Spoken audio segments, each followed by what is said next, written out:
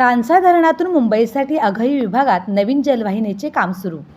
नवीन जलवाहिनीच्या कामामुळे नागरिकांच्या समस्या वाढल्या. जलवाहिनीला विरोध नाही, पण स्थानिक प्रश्न सोडवा, अघई विभागातील नागरिकांची मुख्य भूमिका. नवीन जलवाहिनी भूमिगत करावी, दीपक बोंबे यांची महापौर यांना पत्राद्वारे मागणी. अधिकारी व स्थानिक नागरिकांच्या बैठकीत आश्वासन, मात्र प्रत्यक्ष तोडगा निघाला नाही.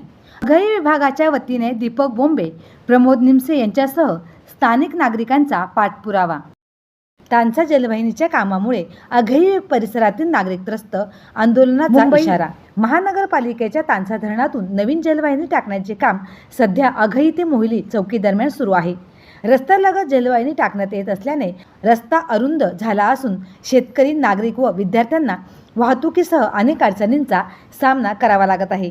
शिवमंदिरासमोरून जलवाहिनी जात असल्याने भाविकांमध्ये नाराजी असून माळीपाडा येथील सुमारे 300 लोकवस्तीच्या गावाचाही मार्ग अडथळायुक्त झाला आहे. त्यामुळे ग्रामस्थांना जीव धोक्यात घालून ये-जा करावी लागत असल्याची तक्रार आहे.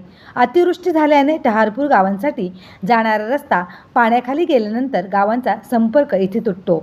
या समस्यांबाबत अघई विभागातील नागरिकांनी गेल्या महिन्याभरापासून पाठपुरावा सुरू केला असून जलवाहिनी भूमिगत टाकण्यात यावी अशी मागणी मुंबई महानगरपालिका महापौर यांच्याकडे पत्राद्वारे करण्यात आली आहे.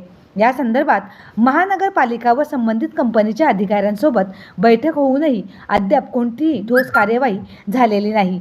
दरम्यान नागरिकांनी जलवाहिनी प्रकल्पाला विरोध नसल्याचे स्पष्ट करत स्थानिकांच्या समस्यांवर तातडीने तोडगा काढण्याची मागणी केली आहे.